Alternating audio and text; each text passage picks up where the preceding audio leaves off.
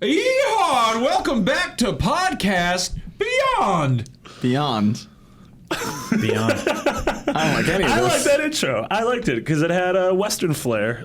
You thought I was some kind of crazy man, but it turns out it was me, Max Scoville, the whole time with my clever disguise. I was wearing a hat for those of you only listening with audio. Anyway, here we are, Podcast Beyond, episode 459. Brian has never been this disappointed in me in his entire time working with me. Which is shocking. He's been working with you for 5 years. I'm Max Scoville, joined with Andrew Goldfarb. Hey, Max. Usually sits over there. I don't know what's going on with this. It's a mystery. It's really weird. Completely messes me up. Andy Goldenrod. I had to wear a hat to cope with the weird seating arrangement. Brian Altano.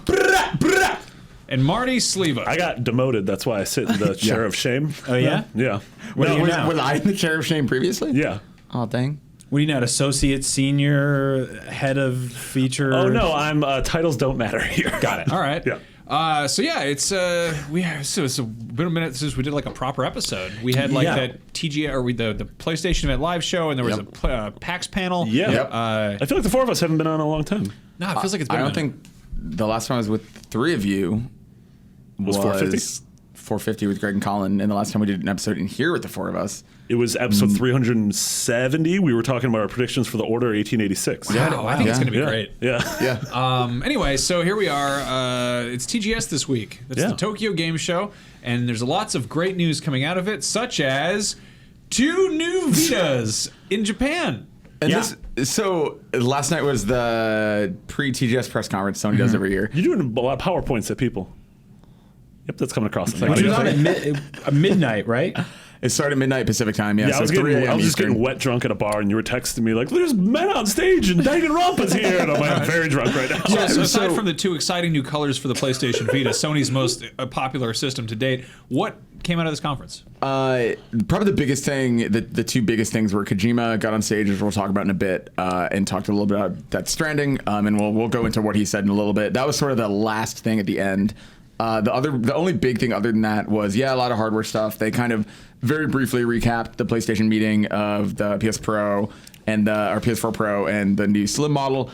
They made a way bigger deal. The Slim model, Asia is getting like 10 bundles that we're not getting with existing PS4 games. There was a Asian press conference that day. Yes. The day we got the PS. Did you see any of it? Yeah. It was like bombastic. There was like they were having the time of their damn lives. Yeah. It made no sense that they had this box that pushed Rose out of both the ground. new consoles out of the ground. There's funfetti everywhere. And I was like, where was that energy? I understand that was a very highly technical conference we saw here in America, but where was any of that energy? Yeah. You know, there was zero pieces of glitter. Everyone was making the joke that it was like an ASMR video. Yeah. So it was just like, PlayStation's got a bunch of new powerful things that it can do, and using the teraflops, you can get up to 4 new characters on screen, but they don't have to be good characters. It could be segments. I cannot see Mark Cerny in conferences without thinking of James Spader and Secretary, and it's just kind of really.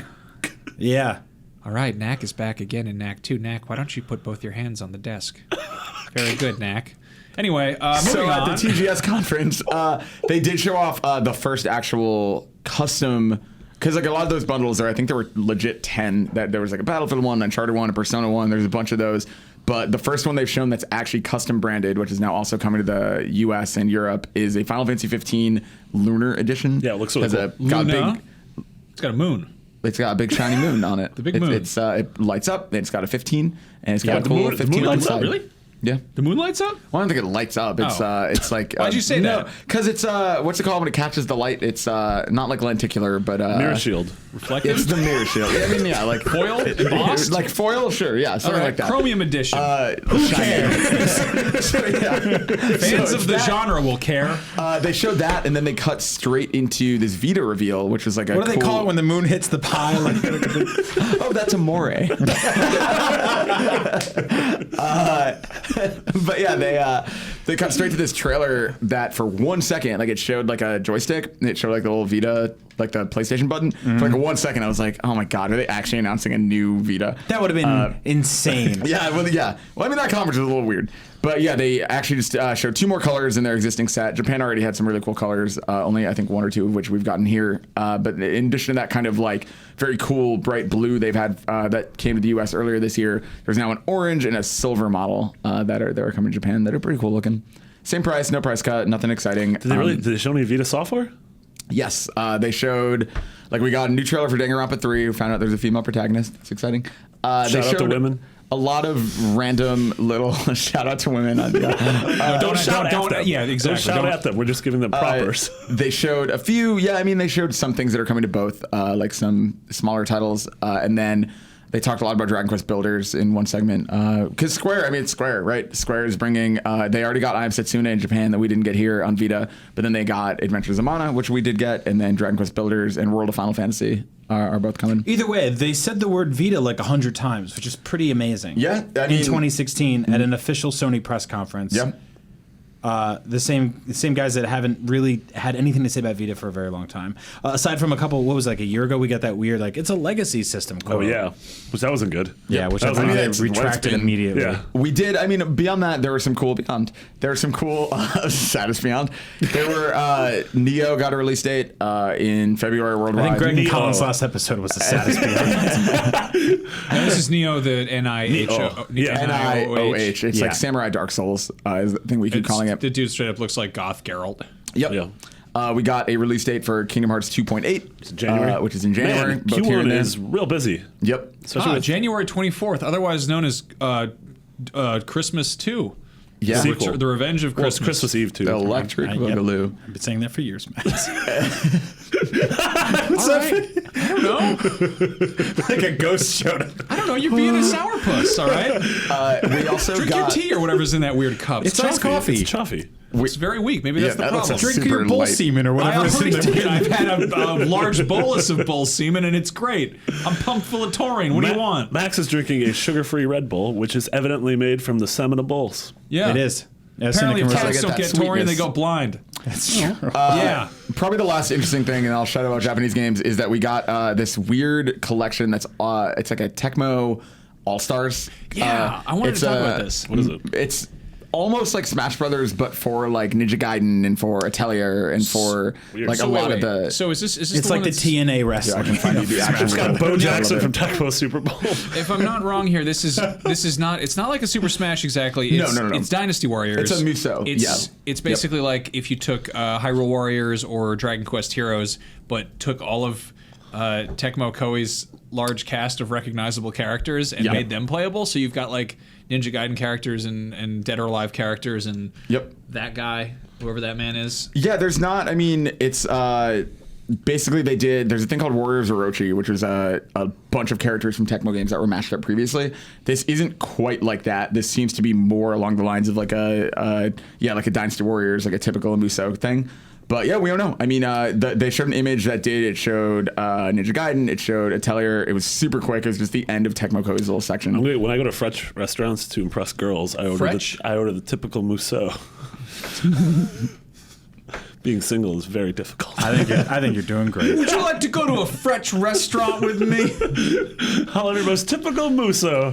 I'm pronouncing that terribly. Sumi But yeah, Muso. it was a I bet you did conference a that lot of was so Musos. it was so fun because it was so weird. Japan conferences are just wonderfully just odd, and there was a weird. Literally began with a rap about like all the Japanese games they were going to cover. Last Guardian didn't really get a call out. The delay was delayed, yesterday, yeah. but that wasn't really highlighted in the conference at all. Yeah, I guess we don't have it on here, but it's delayed about 2 months to December 6th, which is the same day South Park and Dead Rising are coming out. Yep. We didn't put it And on here 4 days because we after also Gravity Rush don't 2. put on here every time the sun rises. Guys, we got a cloud in the sky today. I mean, I think the It's big nighttime thing, again, everyone. The big thing that was featured last night in terms of first party was Gravity Rush 2, which is now kind of just in the shadow of The Last Guardian. Like, it's kind of like that now gets 4 days in the spotlight before the most anticipated first party exclusive. Yeah, and I want to add real quick that neither of those games nor the PlayStation VR are getting anywhere near the marketing push I would expect for games that are going to be out within the next 2 or 3 months. I mean, especially Yeah. PSVR. I mean, that's literally less than a month. Or I'm it's like- 1 month from today. So, Yeah. and I was thinking about that. I'm wondering if it's because it's sold out everywhere, and it's like, why bother? But I mean, that's never stopped anything before. Sure. I mean, the iPhone's sold out, right? Yeah. But they're it's still going to gonna have advertise ads. it like Yeah. crazy. Yeah. Yeah, I don't know. I'm kind of worried about all that. Like, I'm wondering if they're just setting things off the die. Like, you're going up against a very, very heavy Q4, with just hundreds of games to play. Well, yeah, you're fighting for a lot of real estate. Yeah, and it's not even like first parties against first parties. It's just people have a finite amount of money to spend on games, and between Titanfall and Battlefield and Call of Duty and Mafia and like and Final Fantasy, like there are a lot of games, and Sony wants you to also buy these very expensive pieces of hardware in the Pro and in PSVR, and it's just like I only can buy X amount, and so I don't know where to put it. One of those things goes hand in hand with a very heavy, very expensive TV. Like that's a lot. I mean, we were talking on Up at Noon about the slew of new products that they're talking about. Their new headset, their new camera. Yeah. There's a new controller with the light bar. There's the $24 plastic dinner tray stand. that you can put your system on. Yeah. They're launching a lot of stuff. You're just not really. I mean, I don't see them. They're not going to do like a football commercial for the dinner tray. Stop calling it a I kind of wish That's they what would. it looks like. I kind of wish we'd see like ads on buses for it. It'd be like, don't you hate it when your PlayStation touches the thing it's on? What if it was suspended? Yep. Small distance. Have you ever above wanted your that hamburger surface. to be vertical? It's not really. Totally fine with horizontal throw a bunch of, hamburgers. like, Do you ever want crazy your stats, PS4 they're that like- can already stand on its own? Where are you going? Reduces the heat output by over 7%. That feels like something that probably should have just been in the box. It should have been free. I mean, that feels like it looks. I mean, I don't know. Even maybe the industrial design on that you know where it vertical is stand free? is incredible. Party City. And if you get two, you can fill one of them with mixed nuts. I mean, this is an insane, very busy fall for Sony in a way that we don't think of as a busy fall because there are no games. Yeah. I mean, not no games. There are plenty of games, like Marty said, on third party. And then kind of this sad December, I guess, is where their first party stuff is going. But now Gran Turismo is delayed out. Horizon's delayed out. Like, we're not getting a big fall 2016 push from Sony.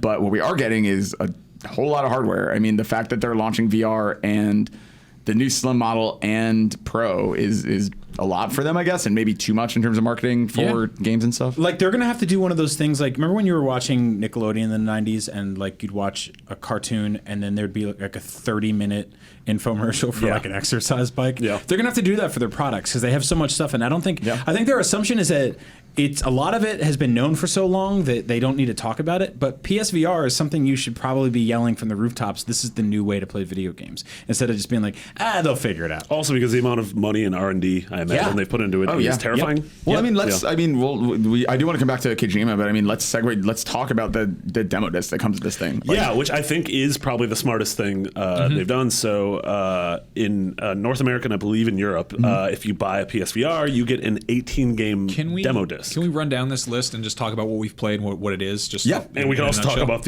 I've never heard this before. Yeah, sure. Alamet. Alamet is actually a short film, from what I understand. It's an interactive short film, and it's based on a Hans Christian Andersen story.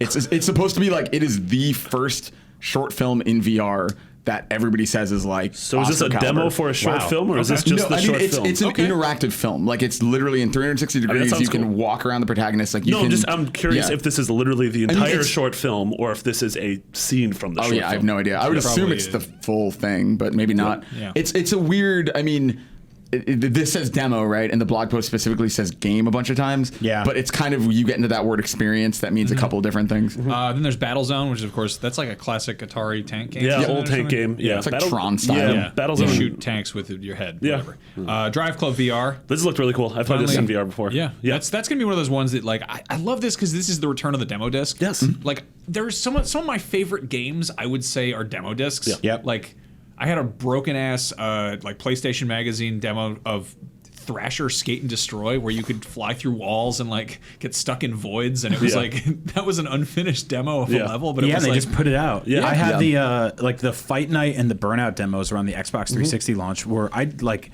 those things hundreds of times. And I was like, I haven't seen this from Sony in a long time either. I remember when I bought a PSP, I was like, for sure this is going to come with a UMD full of demo discs. And it said it came with a UMD full of like Method Man and Redman movie trailers. Man, I can watch How High on Plus. So I mean, Drive Club seems like the kind of thing that totally works perfectly for this. Sure, where, and I mean, that's driving games sell the fidelity of new hardware. Well, it was also how the very first time we ever heard the rumor that Sony was making a VR headset was the idea that Evolution was testing a VR version of Drive Club. So it's funny to see that kind of come full circle. Yeah. Then there's E-Valkyrie, which is Real complicated. That was space actually game. one of the first games I played in VR. My very first, yeah. I played this in that was actually built for VR. this was for the early version of the Oculus when it had like duct tape on it still, and they were like, we don't know what we're doing, but we're trying it out anyway. And it's kind of cool to see that this is actually, it's going to be like a launch title basically. Yeah, I played this on E3 2013 on an old Oculus was the first VR thing. I played this on PSVR at Tokyo Game Show. I think I told the story on the show, but I had like a Japanese woman kind of yelling in my ear, and I was wearing a clip. I was holding a microphone and wearing the headset, and I also I was hosting a video and getting yelled at and doing this thing at the same time. And by the time I got out, I was like, I need to throw up, and I didn't. But yeah, it's against the Geneva. yeah, this is like a full-on dogfighting, so you'll get spun around in there. dog. Then Not there's like dogs. there's Wow. Nog, which Yeah, is that game's awesome. Nog is That's like the Double Fine one. Yeah. no. Well, Double Fine. Yeah, they're publishing Oh, it. are they? Yeah, Okay, yeah. okay. So Nog is it's like a cross between Hohokum and something with like dollhouses. I feel like it's Yeah. not really a game. Like you're kind of looking at these weird dioramas that are in people's heads, and you got to like mess with stuff. And make Yeah. your guy, It's like a take puzzle shower. within each one. Yeah, right? and you get this really satisfying interaction Yeah. where you're like messing with stuff and you're sort of futzing around, and all of a sudden another part opens up, and it's almost like those old, like a Mighty Max or a Polly Pocket or one of those old Star Wars micro machines. It reminds me a little of Monument Valley as well. Yeah, Yeah. totally. Oh, yes. Yeah, Yeah. totally. Yeah. Changes your perspective and everything. Yeah. Oddly enough, this is the one PlayStation VR game I've played that made me feel like a tiny bit nauseous. Because interesting. there's like a part where you like between missions or levels or whatever that just throws you through this like kind of vortex thing. Where 7 people throw up in your face. Yeah, after you solve the puzzle, that just shows you a dog with diarrhea. It's really gross. But no, it like puts you through this tunnel, and I was just like, "Whoa, that's a little bit of a butterflies feeling." Harmonix Music VR. It's Harmonix Music and VR. Yeah. It's a bunch of rhythm stuff. Yeah, I mean, it's You exactly should know what you that think is it by now. Yeah. Yep. What is Headmaster? I got them mixed up with Headlander. That's the one. It's like you've seen the logo for it because it's all over every Sony booth. It's like a guy in a top hat with a soccer ball for a head, and it's basically like a headbutting game. Where yeah, okay. You're like hitting soccer balls into almost like penalty shots or whatever, but with your head, where Okay. you're lining up a shot and hitting into a goal, and then like the physics changes depending on if it's a soccer ball or like a beach ball or God, whatever. this feels so much like the launch of the Wii. Yeah. I mean, honestly, Carnival games. Like Carnival Games. Did you see Carnival Games is coming to VR? That's 2K's first VR game. Yeah. Okay, all right. Here They Lie. What is that? That they announced at E3, I believe. That was on Sony at E3. It's if I'm thinking of the right thing, this is a first party game, right? Yeah, yeah. This is the one. I mean, it's like another horror, scary hallway game. Basically, it almost like a PT or whatever is what it looked like. I mean, I don't know a ton about it, but that's what it looked like from the thing. Hey, a cool trick if you like the idea of horror in VR and you can't afford a PlayStation VR headset, just don't pay your power bill, and then you'll have lots of dark hallways to explore. True. Yeah. It's free, actually. Yeah. You actually It's actually save less money. than free. Yeah, it just messes up your credit rating. Job Simulator. This is one of my favorites in VR. This is like one of those kind of like Goat Simulator, Octodad type things where you're basically just messing stuff up. I love this because it's got kind of this Portal sense of humor where it's like, oh, this is what people think things are like in the distant future. It's like, oh, this is what office work was like in the 21st century, but it's like got robots you can throw coffee at, and you put like donuts on the copier, and it just craps out more donunuts. And And each thing's the job. It's like the mundanity of being a mechanic or a line cook or working in an office. It's such a good first VR experience. Yes. I remember Jen was actually here and did an awesome job with it. Like I love watching people experience VR specifically with Job Simulator because we tell the story a lot in here, and I did the same thing, so I shouldn't make fun of him because I did it right before he did. But our boss, Steve Butts, we were all watching him play Job Simulator, and he dropped his coffee cup under the desk in the office level, and he went to literally physically reach down for it, but he put his arm out like he was going to lean on the desk, and he just fell because the desk wasn't actually there. Yeah, right. And that was the same thing I did the first time I played this because it feels immersive enough that you forget. This you're is a not there. really good first VR. nuts. Like this is when Alana's dad was visiting. She had him. This is the first VR thing he ever played. Yeah. And he totally got into it. then there's a PlayStation VR Worlds, which is the one where they put you in a Shark Tank with the Scuba Man, I think. This It's sort a of bunch of different. this combined a lot of the things we saw before, London, like the the heist. heist. Yeah. And, Oh, okay, that's in that too. Okay, Yeah. cool. It's that's like some all really of those, that's some really cool stuff in there. Yeah. So this is like there's a game on here that has a whole bunch of other game Games. demos. Well, that's what it's like weird Inception. Again, and it's what you guys asked about Alamet. What I'm not clear on, and I can just go. I'm sure it says in the blog post, but I don't know if these are literally these full games. Like I would guess that you're getting one job in Job Simulator, and you're getting one of the games from VR Worlds. Like I don't think this is the full game of each of these. Right. Yeah, No. You probably have one track for Drive Club. That said, if you buy the bundle of the PlayStation VR that comes with the camera and the Move controllers and all that, that comes with Worlds. Yes, so totally. that's Yep. cool. Yep. Resident Evil 7 Biohazard. The It's kitchen. a kitchen. It's the same. kitchen. But that's something that, but it's not the same demo we've seen already. This is the one where you're. This is the one that. Yeah, this is the one that. we've played for the last year or two. Yes. But this was the kitchen demo was Resident Evil before we knew it was Resident Evil. Yeah, like pretend it doesn't say Resident Evil there. It's just that kitchen demo was one of the first PSVR. Yeah. That and London the Heist, I think, were the first two things I ever saw. And on that's PSVR. probably it's the first time VR made me feel like legitimately uncomfortable because you get your throat slit. Spoilers at the end of it. I kind of want to go back and play that again and see if there's any like Resident Evil Easter eggs. Sure, if you're now that you know it, if like someone Yeah. says the name of a character that's in the Resident Evil 7. Yeah, because we action talked demo. about that extensively on the show before, and we had no idea what it was because Yeah. none of us did. Yeah. There's Res Infinite, which I'm hearing good things so about. cool. Yeah. And I think we have full impressions out of that, out of TGS. I think they got to play it and play the new world. That's embargoed for next week. Well, I guess we'll find out more. I mean, you can say that we're going to no, do that. I know. I'm just saying. Yeah. Then there's Riggs Mechanized Combat League, which is robot sports, robot football kind Futuristic first-person cyborg robot rooftop. Robot that what Riggs International stands for? Game Sports or whatever. Yeah, so All those letters Yeah. are right in there. I've heard mixed things about that, but I've also heard that it's kind of like it's the most like this is a game, you know, as opposed to other stuff which like this is an experience. That's very much clear. Yeah, I mean, clear kind of I'm goal. somebody that doesn't really play sports games. I haven't since like the 90s. Even then, it was like hockey games, which is like barely counts. Yeah. And Riggs looks cool. I'll definitely play this. Cool. Then there's Thumper, which I hear love Thumper. really good stuff Yeah, about. Thumper's like super hexagon mixed with amplitude, mixed with Tron light bikes. It's totally one of those like I played on the show floor at PAX and it just like raised my blood pressure, like in a good way, raised my blood pressure and was just like incredibly immersive. This is the one that made you crap in your pants, right? Yeah, this is the one where I did a defecation in Boston. Wow, Yeah. a defecation in Boston. Yeah. That's actually the name of a historical memoir I'm writing. It's actually a new Ben Affleck movie. You're going to say new Batman film. a bad Affleck movie. All right. That's awesome. Then there's Tumble VR, which is Yeah. a great blog service where you can see lots of total SJW nonsense and hot memes. So Yeah, I there didn't you know. go. I just looked this up What because I is didn't know what this? it was. It's by Supermassive. It says blah blah blah blah. Tumble VR is an accessible, fun, engaging, and immersive puzzle game. Oh, good. That helps us. It's like a physics based. It looks like you're like building. Oh yeah, I've seen this. This is yeah. it's like it's kind of a opposite of Tetris. You're sort of building Yeah. something with That's blocks. what it looks to be. Yeah. What Supermassive? Different shapes and all that. Supermassive also making. Aren't they making Until Dawn: Rush of Blood? Yeah, I think so. Yeah. Is that it? Anyway, then there's Until Dawn: Rush of Blood, which is Yep. You played the that, right? Yeah. crazy spooky carnival version Oh, of Until Supermassive Dawn. made Yeah. Until Dawn. Yeah. Oh, okay. Yeah, that was it. Yeah, I got to play this. I love Until Dawn. I wasn't crazy about this. It was very light gunny, jump scares. I'm gonna play it because I like that world and want to support that world. But Yeah. It's like this- it's literally a roller coaster. Yeah, right? it's literally- on rails.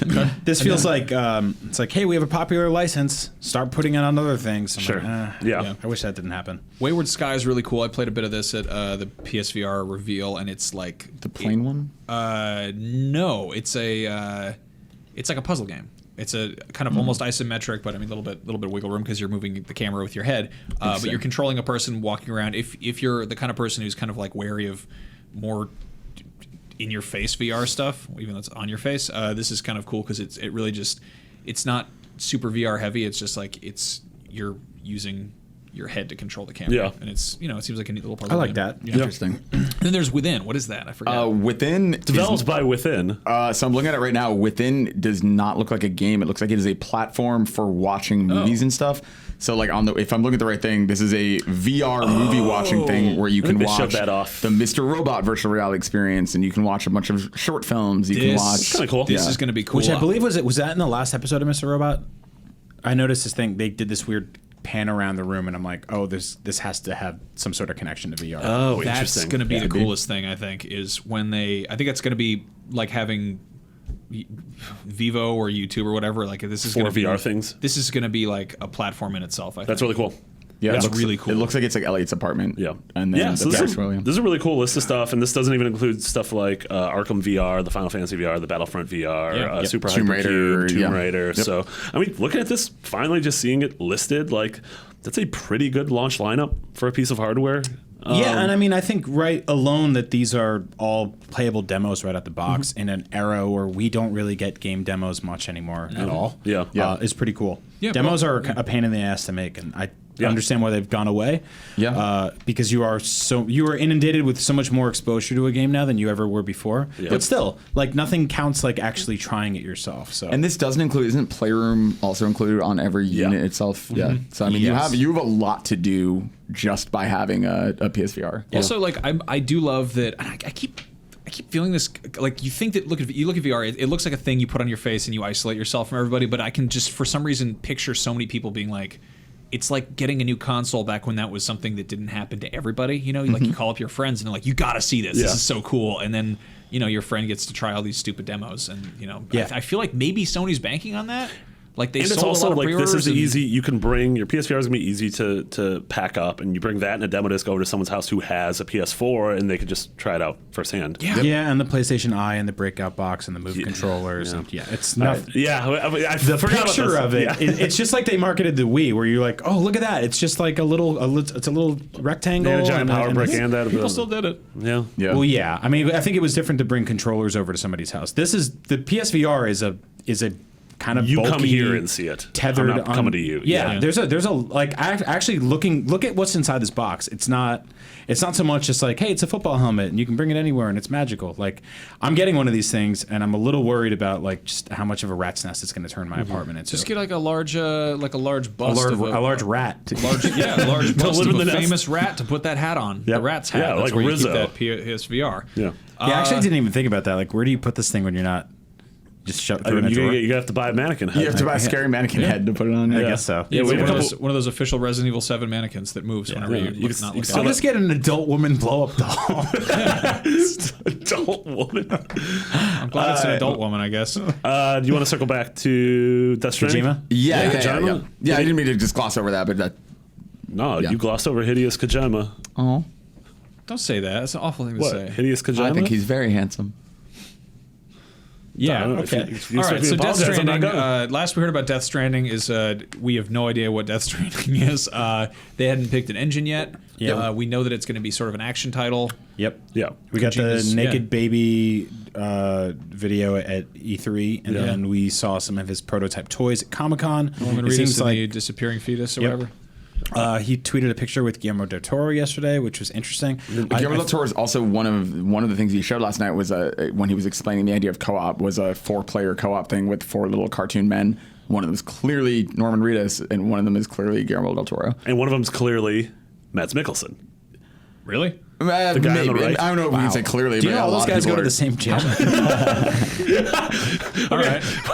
Well, all right. I was gonna say, I don't know, like, Yeah, that's what people think, though. Yeah, Yeah, so I feel like we're getting little tidbits about this game every 2 months. Yeah. Which which is crazy for a game that is about to start development. Yes. yeah. So he has officially picked the engine. Yep. He said that the game is open world and co-op. Which, I mean, in theory, Metal Gear is open world and co-op, right?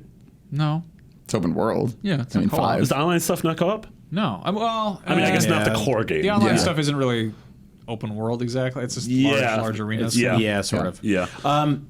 Yeah, I don't know. I'm kind of hoping that he says what he has to say, and then he goes into hiding, and then we don't hear about this game until it's done. I would love to not hear about this game again until Especially 2018. because it is a PlayStation exclusive, ostensibly almost first-party game at this point, and they have a viciously bad track record with delivering those on time and not skipping release dates. Well, I mean, and- it's second party. Like, they're still an indie studio. Sony will publish. I think at this point, like the worldwide studios, the actual core studios, literally every game has been delayed. yeah. I think Bloodborne was the only one that they hit. Was Yeah. wasn't that delayed by like 3 weeks or something? Yeah, they had like that super slight delay Yeah. right before launch. I think like it's this weird thing where Kojima will probably talk a lot more about this game, and I feel like it's doing it a disservice at this point because it's already started, right? Like the hype has already begun, and I know like last night someone was talking about next generation. The translator on the English feed said something about next generation hardware,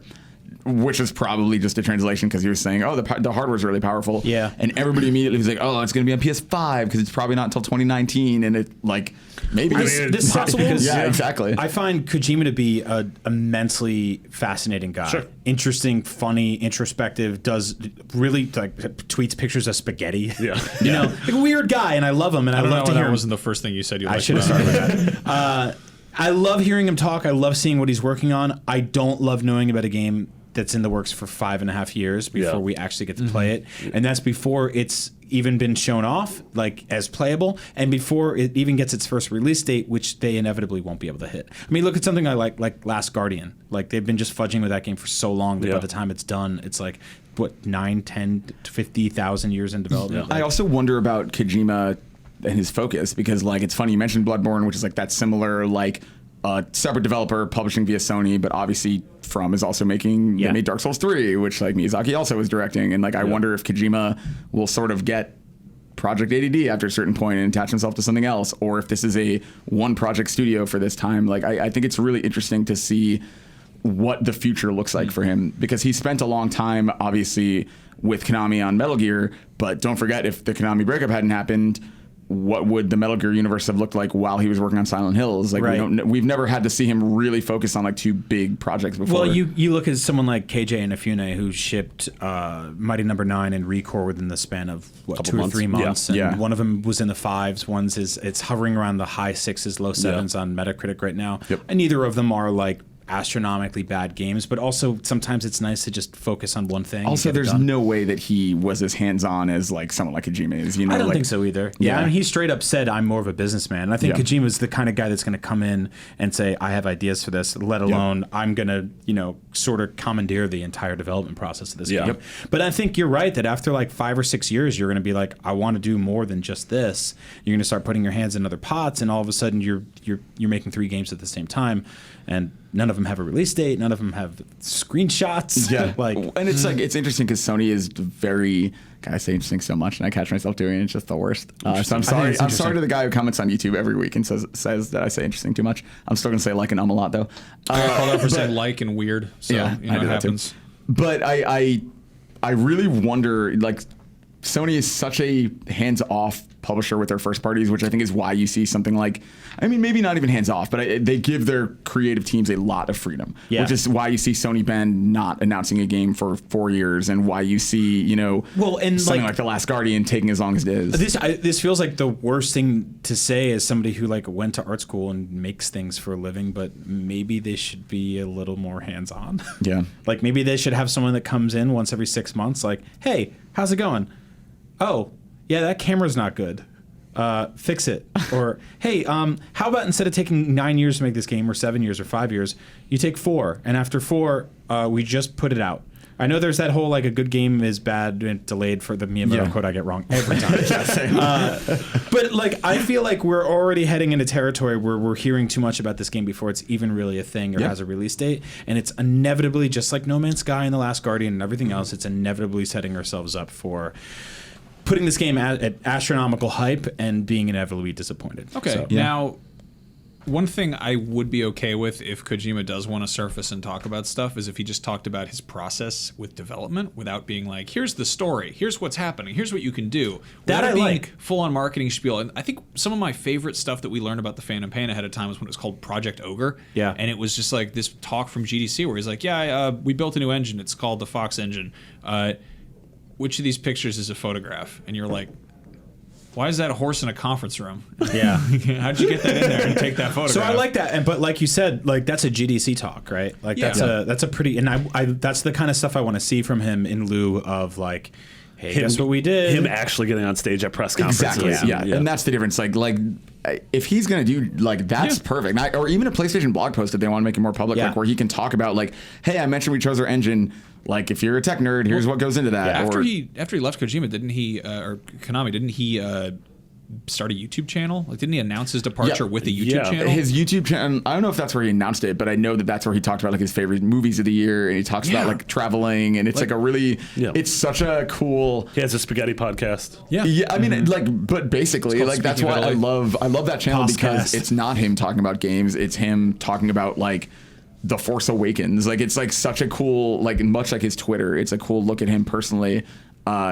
I find that fascinating because he's such a weird dude. Yeah, well, I mean that's kind of it. As it's so infuriating that there is that like expectation that games coverage is like the same as like movie coverage, arts coverage. The difference is like everything is kept under such tight wraps because this is all happening in corporate office buildings. And there's that kind of that mentality that like games journalists aren't doing enough journalism, but it's like so much stuff is just locked down and it's just not public information. Yeah. You know, and for journalists to be going and finding hot scoops, it usually borders more on like industrial espionage than actually like, I'm going to hit those streets and find out what's out there. Yeah. And I mean, when we do get hot scoops, it's from like, you know, eavesdropping at GDC or something, and that's totally valid. But, you know, if you're, you know, hacking into a, like, so switching gears, like look at like movies, they'll announce the casting, you know, months and months in advance, you know, or they'll be like, here's the person who's writing the screenplay.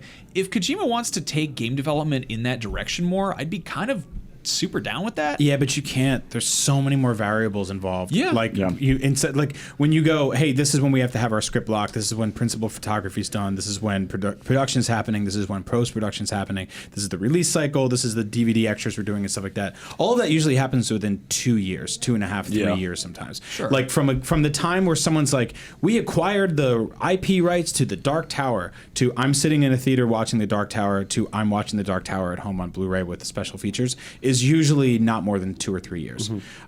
With game development, it's like, hey, we got all the VO and we designed everything, but then the man kept getting stuck on the ceiling.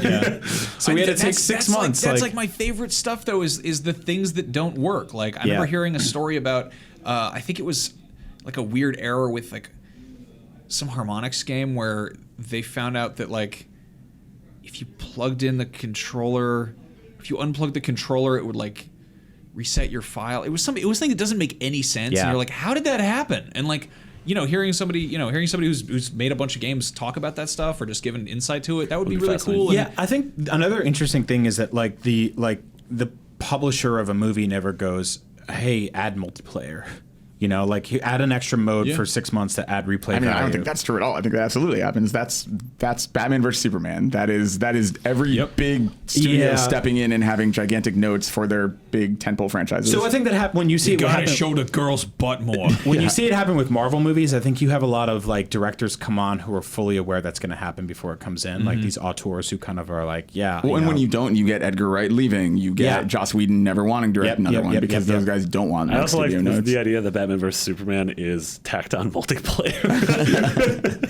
I mean, kind of is. Anyway, sorry guys. Sorry, I don't mean to talk about Batman. I know a lot of you guys liked it. Anyway, I do. I want to just quickly go back to you were talking about Batman vs Superman. Yeah, I mean, if you do like it, I just want to tell you, it's okay. You're just objectively wrong. The film had a lot of no, forget it. It's funny because you mentioned Sony trying to be more hands-on and stopping. I mean, they fought for 6 minutes in the entire movie, guys, and it's in the title. I'll cut down Batman on v his spaghetti Superman. rations. Okay, you're on timeout. You've been bad. You're making these poor The boys dawn real of sad. justice. I mean, the villains, they had a major villain problem, too. They all get together to fight this blob at the end, and like it's just... You mentioned Suicide Squad. You mentioned Sony being more hands-on with devs. It's weird when you look at like that game company, who was on such a good like 3 to 4 year cycle of releasing games, and then now they don't have Sony as a publisher. They're completely independent, and now we literally haven't heard anything from them in going on 5 years. So it's like I think there are times when Sony can do that. I just wish they could apply their small game mentality to these bigger games. And I think with that game company, what happened with them is they knocked it out the park so far with Journey that they probably said, but we can really never do another Flow or Flower type situation again. Like we have to do this like life-altering metaphor for humanity. Every single time. I want to play a game where you play as food traveling through the body, I would love that. becoming a turd. It's called Inside. it's That's kind of what the game's about. I played Abzu this year, and Abzu felt like the game that game company forgot to make. It didn't have this whole like sort of sweeping metaphor for life and death. But it was gorgeous and it was fun, and it took their sort of sensibilities and put it in a different environment. You got to be a real great fisherman. And it's literally excellent. I mean, it's the art director from that game, right? Max, you were touching on something that is actually one of the rapid fire questions this week. I don't know if you guys want to jump that far ahead, but Dan Gisoni said, "Where do leaks generally come from? Are employees paid or disgruntled, or some leaks planned to create hype?" A little balance of both, I'd say. Yeah. It's funny because like I don't like the conspiracy theory of like, oh, this leak was fake, blah blah blah. Like I'm positive that probably happens at some point. I don't know that I can like that I know of one, and it's not like that's us lying. Like I've never been like, slip something by a publisher that Sure, we and put we out know there as a people at leak. publishers that when leaks happen, we go to them, we're like, did you know about this? And they're like visibly pissed. Like, Yeah, no, we like, didn't know about or they this. don't answer for like 3 hours, and they're like, "Sorry, we were in an all hands meeting because like our entire plan had to change." Well, it was or- like the Final Fantasy 15 release date event thing. Yeah. It was Yeah. like something they'd planned for the longest time, and then they go to do the event, and all the info's out there that morning. Yeah. But I think another big major part of it that isn't really touched on in one of the options here is that there are now more eyes on something than there ever have been before. Yeah. And there are people like pouring through the code of a website that hasn't even been built yet. People looking through every time a name is sort of like you buy a domain name or like there's a patent for something like that, or you go through like the documents of like drawings of prototypes and stuff, and you can kind of tell what the Vita is going to look even like. before patents that, are public. like you have a thing in your pocket Yeah. that in 1 second, while the guy's drawing the prototype before it's even online yet, he can snap a picture and it's on Twitter 1 second Yeah. later. Yeah. Not that that's how this stuff happens, There's but also, like the like, capability is there. Like there were like there's been videos for ages now where of like studio tours and visits where they're talking about one game, and a guy's like, yeah, when we're reheared, blah blah blah blah, and you're like, is that Chris Redfield on the monitor behind him? And like people are pinching and zooming and looking in, and all of a sudden it's like, that's him. They've confirmed it. Like I was watching a lot of the Smash Brothers stuff, like, and there's this perfect combination of actual things that Nintendo's releasing as surprises, leaks that are happening, and then like wild Power Fantasy Photoshop nonsense. Oh, where people are Goku's like, in the game. "What?" And they've animated it, and like PlayStation All Stars was a perfect example Yeah. of that too, because like there was something so far back that looked like the silhouette of Kat from Gravity Rush, and then Yep. like a year and a half later, they actually confirmed that she was in the game. Think about the Crash Bandicoot stuff at E3, how we found out about that. There was a silhouette of him. Oh, no, it was just a tab on the On the Skylanders website. website Yeah. that someone had archived that was live for half a second. Yep. Like sometimes somebody puts up a tweet for half a second and deletes it. It's like automated to do that. Somebody sets a thing for 6 a.m. instead of 6 p.m. on the wrong day, the wrong we've all year. done Like, that. I mean, yeah. and like Yeah. like that stuff is definitely a huge part of it. We've I been think guilty of it here at IGN. I think the disgruntled employee thing is a really interesting point too. I think now especially like you see a lot of leaks coming out of big companies like Ubisoft Montreal is a great example, because like Assassin's leaks every year, and I think you have these people who there are 500 people or 200 people or whatever Yeah. it is working on a game, and they're really proud of it and they're excited to get out in the world, and maybe marketing tells them, hey, like, we're not going to reveal it. We're going to do it Fallout style, and we're not revealing this for another 9 months. So you have to be quiet that whole time. And he's like, oh, but I'm so proud of this. I want to show it off. Like, I think that's when you start to get people coming to the press, and that's when you maybe get somebody going, hey, Jason and Kotaku, like, I'm really proud of this character I Well, drew. there were Here like you 2 go. Assassin's Creed games in a row that were leaked via an iPad on an airplane. Yeah, well, that stuff too. Yeah, I mean, of course. Yeah, I'm just talking Ubisoft about in general, I'm talking I think, specifically the disgruntled employee thing. yeah, I yeah. think is so But interesting. Ubisoft because, in like, general has it so, and again, games are worked on by so many people right now that I believe the voice actor playing the main character in Watch Dogs 2 was just like, hey, I'm doing this new thing, hashtag Watch Dogs or something like that. Or that Tony Hawk game that got leaked by the caterer at that event. Yeah, at the event. Or Three Dog yeah. from Fallout. Yeah, seriously, yeah. Super Mario Maker was leaked by a Teamster building their The E3 booth. Yeah. Yeah. And one of the things that Goldfarb learned to do was start sort of like searching geotags around the LA Convention Center at E3 Yeah. as people are building stuff. Because there's like a caterer or a marketing lady or a guy just building a wall, and he's like, I love this wall, and he takes a picture and it's like, hey, is that Fallout 4 back there? What? I don't know. I love this wall. What the hell's a Fallout 4? When I was working at Destructoid, we got a leaked Call of Duty trailer for. Oh yeah, you guys. Ghost? That was a big leak. I remember Yeah, that. it was Ghost, right? huge. No, it was. I think it was Advanced Warfare. Okay. Yeah. Yeah, because it had Kevin Spacey in it and all that. Yeah. And we got that, and I think we put it up. Do you remember how you got that? It was some random source. It was just got in your somebody inbox? reached out, and it was like one of those things where like I basically like got called up by my boss at like some weird hour, and he's like, "Hey, this is happening tomorrow. Like, we got to figure this out. Like, or we're gonna be getting Yeah. this at some point." It felt very like hush hush, kind of like we got to hurry, but we've also got to be like very quiet about this. Yeah. And it was just.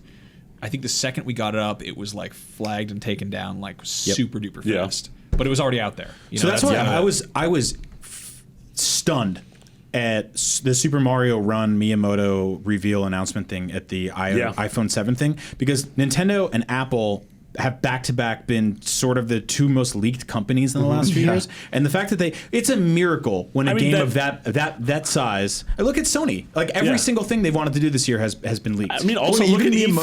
Miyamoto- Look at like the entire Ubisoft and Microsoft runs a show. Yeah. Where And you we- mentioned Mads Mikkelsen. The way people know he's probably in Death Stranding is because like dude took a selfie with him at like baggage claim or whatever the hell. Yeah. Like Game of Thrones that happened. I think he leaked Jon his Snow he leaked his and- appearance in Rogue One the same way. Yeah. And so it's funny that Miyamoto, even aside from leaks and people digging, it's amazing that someone like Miyamoto can arrive at SFO Yeah. and make get it to downtown. downtown. Yeah, exactly. How do they do that? That's Yeah. I don't crazy. It's so cool. I'm like, because this has always been a thing, and I think it's more than ever because there's so many people working on things and so many moving parts, and so, everyone is trying to get everything out. So when a game or hardware or anything gets revealed and it's a surprise for the first time, it is a miracle. Well, we get Yeah. stoked. Like, we started that Apple thing. Like, well, we know everything is going to happen because everything's leaked. And then Miyamoto goes on stage, and I'm like, well, all right, this is new. Or something like the Microsoft conference this year where we literally knew point for point the entire run of Same show with because it Ubisoft. was on Twitter. Yeah.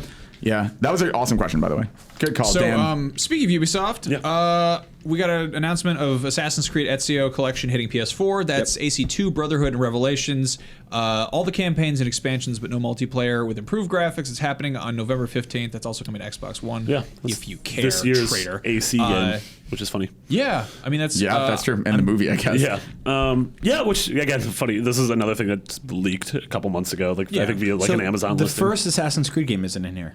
Correct. That's because that was so Altair. weird. That's Altair. That's Yeah, I not know, but Ezio. that's like you would think for like the sake of posterity. So you now on PS4 can play every Assassin's Creed game except for 3 And Rogue 1. and 1. Yeah. Now, I Did didn't mean Rogue never come 1. over? No. Yeah, because you can play Liberation. You can play. Yeah. Wow, that's crazy. So the worst ones? Rogue's pretty good. Yeah, I think 3 and Rogue's 1. good. Yeah. Yeah. 3 and 1, pretty much. Rogue works. had I, one- want- I was- I I really was- wanted to love 3. previewing Rogue, and one of the most annoying just developer like interjections happened where I was like, holy crap, you got penguins in the game? And he goes, actually, those are a type of auk that has long since gone extinct from Fur Trapper. And I was just like, I don't care anymore. You just Assassin's Creed me. Like, you just were like, actually, your ancestors never did that. You desynchronized me from the game. Like, I was enjoying the game, and you came up and told me something that took me out of the game. You should have been like, I really love your attention to detail in the game about going in a robot sarcophagus to remember my uncle's fake memories. Yeah. It was awkward at best. But that's cool. AC2 and Brotherhood are awesome. Revelations is pretty good too, right? I liked Revelations a lot. A lot of people don't. I well, really the like thing is, a Revelations. lot of people didn't play past the unbelievably bad beginning with that real horse bad carriage beginning. race or Yeah. whatever. Yeah, Yeah. it's got horses though. Oh yeah, no, I played that game. I played that game a lot. I totally What? forgot it though. So what? I know that everyone like Champions 2. Do you think it holds up in this day and age? If people are like, So- I would like to play a. I mean, Assassin's I don't Creed know. game. Like I would normally say no, but like I've spent the last 2 weekends playing Resident Evil 4 on PS4. Yeah. Like sometimes there's just a charm to those type of games, But and I I think the don't, improved graphics are nice. I think Resident Evil 4 stands so on its own as such a good singular game, whereas AC2 introduced a lot that a lot of people have taken and run with and done better since. Right. Well, and the thing is, like, Syndicate objectively feels better than Yes. AC2. Yeah. The act of movement in Syndicate feels better than any of the games objectively. Like, whether or not you like Ezio as a character, you like Italy. But does it count? Because no one played it.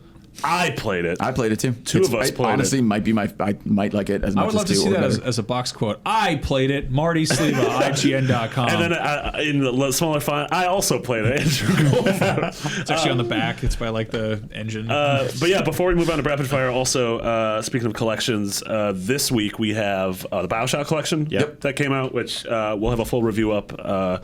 I'm sure it's great. Having not played it yet. I played about an hour of it at Gamescom, and everything looked a lot better. I mean, Has all the Infinite- DLC too, right? Yeah, Yeah, it has everything. It does Minerva's have- Den there's no and Burial multiplayer at for Sea, which is Bioshock awesome. 2. Which What? I mean, exactly. I'm kidding. No one would ever do that. The nice thing about that is trophy stuff. I mean, if you care about trophy stuff, there's now you don't have to kill 7 billion people or whatever that one multiplayer trophy that nobody has is. You can now just get like they basically just increase the value of the non-multiplayer trophies to even it out. Cool. I'm super excited for it, obviously, and it's funny when they announced it. I was like, mid-September, there are going to be so many games. I'll never have time to play BioShock. But now, truthfully, like.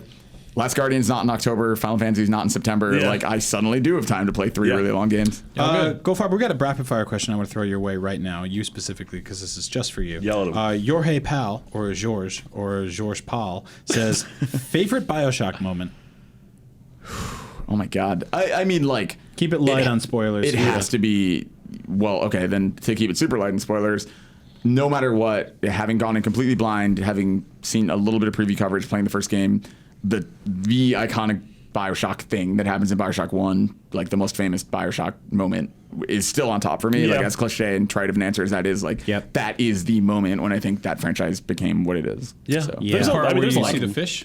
Yeah. Yeah, exactly. Part where you are the fish. No, I mean there are 20 other I things mean, I could getting talk to about, Rapture, but getting to Columbia. Of course, yeah. I was They're gonna so say, good at world there's a lot of building. those moments where you like the doors open for the first time. I really liked coming down in that sort of like church cathedral thing in Infinite. Yeah. and then there's water on the ground. And there's like water lilies floating. Oh, and the then- very beginning, Yeah, yeah. and the And doors one open even- up, and it's just There's a stunning. moment Yeah. in Infinite in Comstock House when you're at a computer console and you're doing something and you turn around and there's a boy silent standing there and it's like such a good jump scare. Yeah. Like it Yeah. works so That's well. a really good jump scare. What Yeah. about that boy that runs in circles? Oh, the Baguette Boy? Yeah, Baguette Boy. if you have never seen, just Google BioShock Infinite Baguette Boy. And he's And I wonderful. also really, having replayed Minerva's Den like 2 weeks ago, all the Charles Milton Porter stuff. Oh my God, yeah. Some of the best character moments. Yeah, I mean, honestly, like I think there's so, like, if you've never played Minerva's Den, I say this so often, I'm a broken record, but seriously play it. Even if you don't care about BioShock 2, if you play one thing from this collection, it should be that. Because Can you jump into it by itself? Yep. Yes. Cool. Yeah. I'll Yep. finally Yeah, get it's a really chance to good. play that. Yeah. Yeah. I want to say, it's weird. You know when these kind of remasters come out, you're like, oh, I remember this game, and like usually you're like, I'm gonna replay it, and then it's like you're stuck with like just a tutorial you don't really care Yes. about. Like Yeah. I loaded up Saints Row 4 recently, and I was like, hey, I could play this again, and I was like, I really don't want to do all that like stuff in the White House. And I just, like, wish I could just jump 10 hours into the game and just give me the open I world. just want to Yeah. be a big neon green fat lady punching cars. Like, I just wish let me do that. every open world game had a skip to the open world part. Like Especially even GTA. with remastering, you know. Yeah, for sure. Yeah. But yeah, so that being said, BioShock Infinite is exactly the opposite, where I completely adore the beginning of that Yeah. game, and I completely don't care towards the end. Like I mean, it's got a cool kind of conclusion. It's got a good Yeah. ending and everything, but everything kind of in the Second act. all the stuff where you just run around. When it's just kind of a regular shooter with Yeah, better Ghost. and direction. that's what I was about to say. I actually, I'll plug another thing in a second, but I said this yesterday in a different podcast. I'll talk about it in a second. But seriously, if you're playing BioShock Infinite and you haven't revisited in a while, do not play it as a shooter. Literally, don't shoot a bullet in that game. It is not a shooter. It is at its worst when it's a shooter. BioShock games, Play it as a kisser? never play with gunplay. Like, use the powers, use plasmids, use vigors. Like, watch how they interact, because that is why these games are good. They're super well designed. They put a Yeah. lot of time into that stuff. Like, Freeze a dude and shoot him and smash him in the head and then throw a bunch of bees at him. I mean, like in the Yeah. original BioShock, I play entirely with a wrench. Like I Yeah. never fire a bullet in that game, and then in Infinite, even more so. It is so fun if you just play it with vigors. I like sending crows at men's penises. Yeah. Just peck them right off. Exactly. Yeah. Yeah, Crow loves a good penis. yeah. The crow. Next up, we got Michael Britton says, if video games suddenly stop being produced and all current projects finish, would you be happy to play what we have for the rest of your life, or do you think you would eventually move on to a new hobby? I think I'd be happy. Yeah, I mean, there's a lot of games I haven't played that I should And play. there's a lot of games I replay. Yeah. Like it'd be weird to just never have a new game. actually, I no wanted to- social commentary on anything that ever happens ever again. I wanted to touch on this. Like we kind of gripe about like remastered editions, but this thing does happen. I know this is like an actual thing with music where your brain just stops wanting new music, and that's Yeah. why when you're like over 30 or whatever, you're like, I don't like this pop music, and it's just you just kind of wind up sticking to the same stuff or stuff that's similar to the same stuff. I think it's part that and part there's a massive discoverability problem when you hit a certain age. Your friends have all like locked into what they like, and no one's really like, have you heard this new blank album? Yeah. Like you hit a certain Yeah. age and like you can go on Spotify and sort Yeah. of be like, what's new? Yeah. And then like I do that every week and I'm like, I don't know any of these people. Yeah. And I I could end just up hit doing, play like- and start walking to But then work it- and I'm Yep. like, the I fuck? catch Yeah. myself doing the same thing with movies where like there will be a movie that I haven't seen, like a brand new movie, and everyone says it's really good, but then I'll be like, oh, but I could just watch Beverly Hills Cop again because Yeah. I know that I love it and I don't have to think about it. Yeah. It's just like it's like hearing a song again and I feel like there are games that are like that too. I almost have the opposite problem as you, where everyone's talking about a movie and how good it is, and I'm like, oh, awesome, I want to see it. And then there is so much coming out that I literally forget about it. And then like a year later, I'm on a plane, and I'm like, oh yeah, everyone said like Deadpool. Honestly, everyone's talking about Deadpool. I didn't see it until like 9 months after it came out Yeah. because like, That that frequently doesn't happens. exist yet, right? It was this year. You have to go to a dark room to see a new movie. It's very scary. I mean, it's that, and it's also I bring just a lantern when I time. go to movie theaters. Don't they hate that. Do you ever fill the lantern with your outdoor No, snacks? I bark it. Yeah, I bring a bark at them. canteen and a prospector's cap. I actually have a different problem with movies. I watch every new movie because it's so much easier for me to be like, oh, this has amazing reviews. Okay, I'll sit down and watch That's it. not a problem at all. That's a great thing. No, It's it's a also, great thing. I mean, 2-hour commitments so But it's much also- easier than everything else. Yeah, in life. well, music is like a 30 to 45 minute commitment, Yeah. but it's like a lot of times like I'll put on an album, walk outside of my apartment, and then watch it at the end of my block and be like, this is garbage. Yeah. And then like I got to fumble in my pocket and then hopefully not get robbed and then change it to a different thing. With a movie, I'm just like, oh, I guess I'll just power through it or like look away. But music's like you have to be locked into it, you know. Yeah. But yeah, so that being said, they're like, I've been screwing around on Steam because we found out we got one of those Steam Press accounts, so Brian and I never have an excuse to not play a ridiculous game for up at noon. And there's like so many just insane weird things on like the back piles, and I kind of love it. I love like stuff you don't know what it is, and maybe it's awful, but you're just like the internet makes that kind of discoverability tricky. Like it's not so much discoverability, it's like I want to find stuff that I didn't know about, and it's like, how do you get to that point? You can't just pick it up. To go to Michael Britton's question here about if video games stop being produced and all projects finish, would you be happy to play what we have for the rest of your life, or do you think you'd be eventually move on to a new hobby? I read something, and I'm totally blanking on his name. He goes by Pooh Bear on. He's like a speedrunner, and he's like so in deep with the speedrunning community. He was on NVC talking to us about speedrunning Mario games, and he was like, we are so, like, the speedrunning community is so good at games right now, like classic games. They have just mastered them. Like, they're at the point where they're shaving off like a quarter of a second. Yeah. That I think the next big thing is going to be ROM hacks. Like, I think people are just going to have to start making games based on games that exist already. Like, and it's sort of like if they stop making new games, people would just take the old ones and make different versions of them. They'd make harder levels of them. They'd make their own expansions. Like, I'm really big in Resident Evil 4. Capcom just put out the HD version, but there's this fan who's been making his own like ultra HD version of it for that's really ages. cool. And he's putting in all brand new textures and stuff like that. And I think that like you'll always revisit the classics, but like sort of fan games and tributes, assuming that if video games are stopped being made, Does that count? then but then I think that like companies like Nintendo won't shut down like the Metroid 2 they don't remake exist anymore. or, Yeah. And those are like something like A2MR or whatever, or AM2R. All those are like bigger and high profile. Yeah. There's all these weird. There's like I want to be the guy and I want to be the Bashi and all these weird things that literally are using like Sonic and Mario assets and stuff. But there are these fan games that almost look like tool assisted speedruns. Like they are like so precise, and it's like the most like.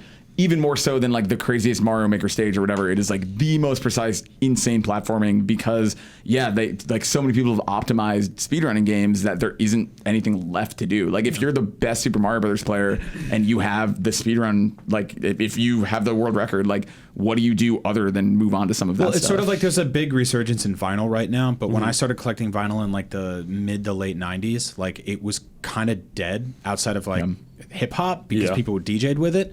And there was like 10 years there where like you couldn't go in an Urban Outfitters and just buy records, and you just bought old records, and you were like, well, I missed 1 billion records, so I'm just going to go listen to those. Like if games stopped being made today, we'd be like, oh, okay, well, there's 1 million video games out there we'll get to play. So I think it would be okay. I don't think I'd ever just give up on Also, them. people would find like Far Cry 3 has a level designer in there, and it's not even a level designer. You're like building islands and stuff, and putting sharks, and like people would make like racing games in there somehow. It's like Mario Maker, Little Big Planet, like so many. Even like Forge and Halo, people literally just built like a Ocarina of Time boss or something. And I love stuff like that. You'll see like, oh, we made Mario 64 in the engine that was supposed to be made for like GoldenEye. Yeah. Like, wow.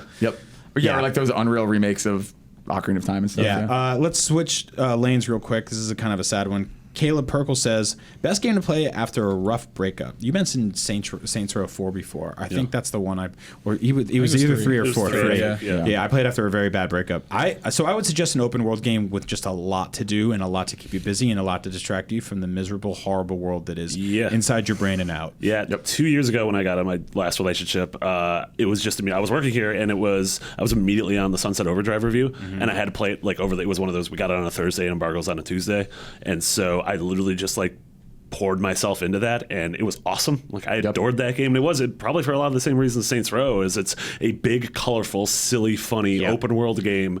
It gives you a power trip, and then it's also just like, I ended up having such a good time with it that I did forget for that 3 days that I'm like, oh, I'm single for the first time in 6 years. I did a weird thing in Saints Row 3, which I don't usually do in open world games, but I played as a woman.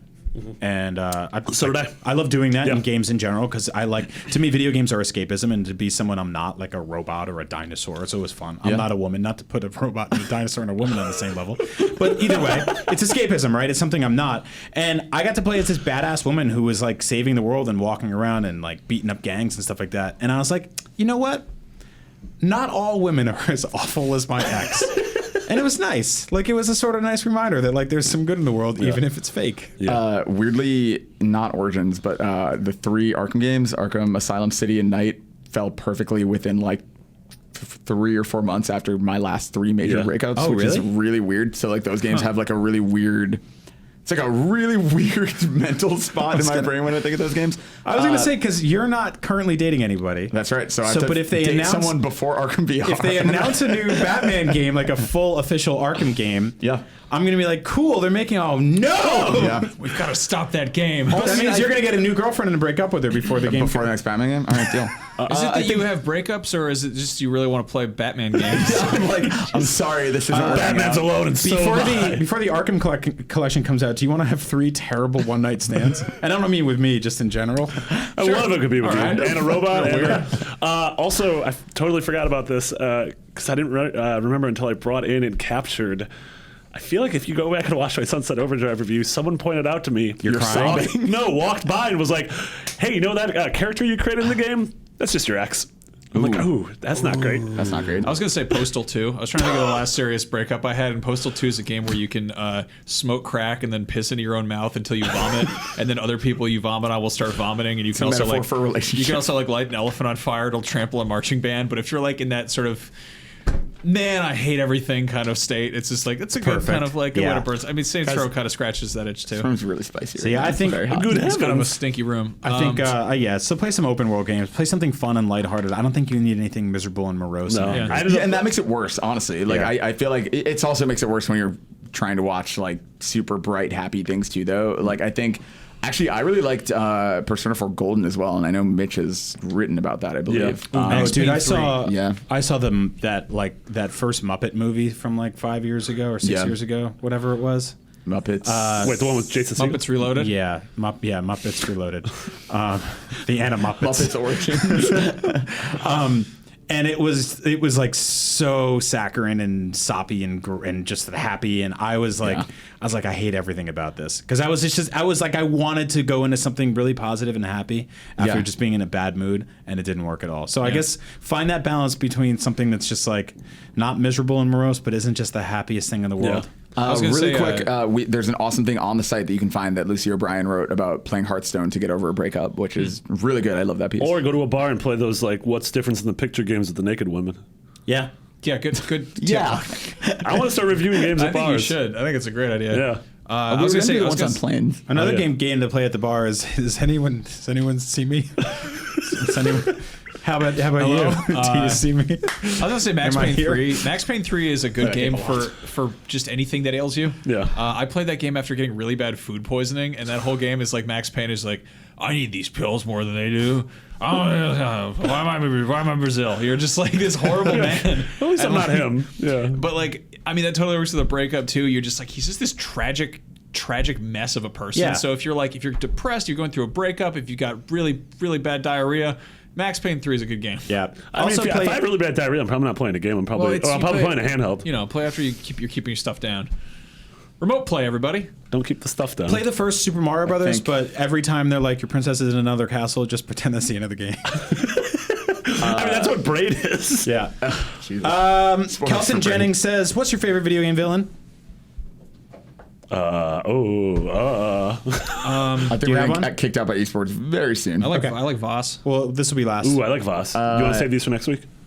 Should we? We gotta leave. No, we can do it now. First things first, I want to say a very special thank you to Christian Cesaris, who said, because one ghost for the entire group isn't enough, he sent us another DVD copy of Ghost. Thank goodness. So there's that. How do I open this box? What's this? For those of you listening to the podcast, we accept reader mail. It's literally a box of nothing. It is nothing.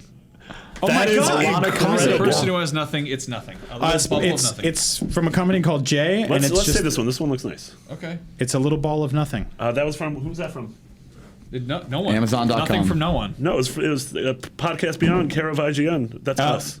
Well, you prep that. I'm to. gonna read the contents of nothing. The sound of one hand clapping, the hole in the donut, the thing that goes bump in the dark, the sound of a tree falling in the forest when no one is there to hear it, the incident that no one talks about, the bashful achievement. All of that is sex. This product is guaranteed to do absolutely nothing. If something happens, return for full refund. I don't think we can return it. All right. Warning: nothing ventured, nothing gained. So yeah, if you have things Thank you would you. like to send us that we will open and be very strange about, you can send it to care of Podcast Beyond at IGN, 625 2nd Street, 4th floor, San Francisco, California, 94107. Also, really quick, because everyone just one word favorite villain. Because I didn't mean to interrupt that question. Max said Voss. Didn't we just do? We just ranked iconic villains? Oh, we just wrote like a top 10 in or top 100 fiction. villains. Gladys. Gladys is up there for me. Gladys is definitely up there. awesome. Yeah, in terms of Awesome games. Ganon throughout his. Granted, he's not really a character. I but don't think there's You been said a good, Voss. I like Pagan Min, even though Pagan you Min's don't- great, You yeah. don't really use him for much. Yeah, I don't think there's been a super great Ganon as like a character portrayal. I liked Honestly. it when he was sort of like the Prince of the Desert and as Ganondorf. Like, Yeah, that was in cool. Ocarina. Yeah, I like the truck in the Uncharted series that's always chasing after Yeah, Drake. That's a for good I sure. like that fat kid in Earthbound. Yeah, Pokey. Yeah. Yeah. That dude's All right, yeah, I that dude's just a felt prick. bad interrupting that question. All right, No, so that's we should. I want to really quickly plug. Yesterday, I was on PS I Love You with Colin over at Kind of Funny. You can find that youtube.com. Well, it's kind You of know funny where to games, find right? it. So Just youtube.com PS I slash Love Kind of You. Funny games. Do you remember what because they have episode two was? different channels. 40-something? Yeah. It was 52. 52. Wow, congrats to those guys on 50 episodes or 52 Yeah. episodes. Yeah. So we can find you at Garfep. Yep. You're at Agent Pizzle. Yep. I'm at McBiggity. You're at Max Scoville. Yep. Go to our Facebook group, which is facebook.com/groups/podcast beyond. Yeah, it's Yep, popping off in and- there. That's where we get all these rapid fire questions. Yeah, and check out our YouTube channel because there's a bunch of stuff on there, like little Let's Plays and Yep. fun things, and maybe a mystery. Who knows? That's It's, youtube.com/IGN find a Beyond. mystery And banana. we're actually going to do. Andrew and I are going to play some Persona 5. That's right. Yeah, we have. So if you ever saw a series Marty and I did, we played through really Final have. Fantasy 13 Lightning Returns. We did a 20-part Let's Play entirely in Japanese. Oh, it didn't go well. We did not get very far in that video game in 20 parts. We'll be doing that again for You don't Persona. speak Japanese. Yep. We'll be doing that again for Persona 5. Not into spoiler territory. We'll probably just get through first Because we dungeon don't at speak most. Japanese. Yeah. Yep. Yeah. All right, Awesome. that's it. That's the end of the show. We got to get out of here before that man comes and makes that gesture at me. Dun, dun, dun, dun, dun, dun, All right, that's it, sure. Life is like a Duckburg here in Duck Blur.